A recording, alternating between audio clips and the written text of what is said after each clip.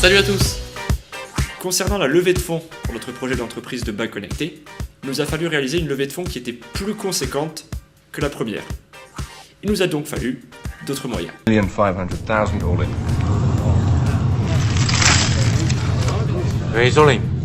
Pour récolter ces fonds, plusieurs options sont possibles. On peut au choix effectuer des demandes de subventions, aller démarcher des business angels ou des fonds d'investissement, éventuellement s'inscrire et gagner certains concours, ou alors faire appel à des financeurs privés, c'est au choix.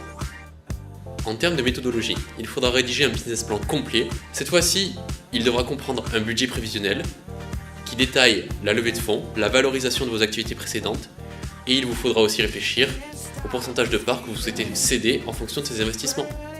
Néanmoins, tout y est négociable, y compris les futures potentielles conditions de rachat de parts cédées en échange de cet investissement.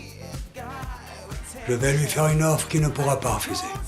Sachant que l'on va s'adresser à des hommes d'affaires, à des chefs d'entreprise, il ne faut pas perdre de vue que ce qui les intéresse, au-delà du projet et de la révolution que ça va impliquer, c'est comment est-ce qu'ils vont pouvoir gagner de l'argent rapidement.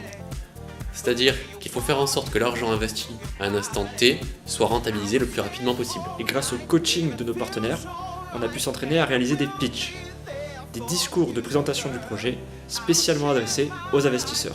On a retenu des tas de choses, il fallait être là.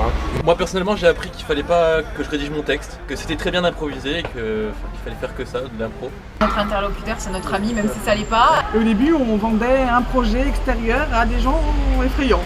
Toutes ces critiques sont là pour réduire nos défauts, pour nous aider à nous améliorer, pour rendre le projet le plus séduisant possible face aux potentiels investisseurs. Et c'est l'étape majeure du début du projet. Tout notre parcours, notre histoire d'entrepreneur, dans l'ensemble c'est une belle histoire. Mais c'est quelque chose de difficile. Il y a des hauts, il y a des bas. Dans l'ensemble on est très heureux de ce qu'on a pu réaliser et de ce qui nous reste encore à réaliser. Mais il y a encore beaucoup de choses à faire.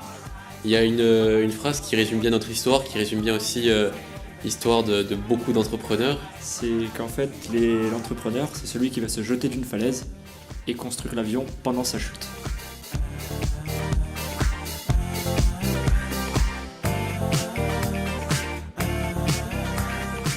C'est exactement ça en fait, concrètement. Et du coup, ce parcours, cette aventure, ça nous a permis de rencontrer énormément de personnes, de faire des très belles rencontres, de connaître pas mal de choses positives, de choses négatives aussi. Et du coup, on voudrait remercier avant toute chose la Chambre des métiers de l'artisanat de Corse du Sud, Laurent Santone derrière, on ne peut pas l'oublier pour sa patience et toutes les heures qu'il nous a consacrées. Et on voudrait aussi tous vous remercier pour votre soutien, pour l'affection que vous nous avez portée, le fait que vous nous ayez porté. Et merci du fond du cœur, sincèrement. Et c'est pas fini. Merci à l'incubateur Initia aussi qui nous soutient et qui nous aide dans nos démarches. Voilà, et à tous les partenaires potentiels, au Pôle Pépite, au Fab Lab de Corté. À la fondation de l'université, voilà. On a tellement de gens à remercier. Donc merci à tous, désolé à ceux qu'on a oubliés. Et voilà, l'aventure elle n'est pas finie. Et on verra. Ça va continuer. Ouais. Et con.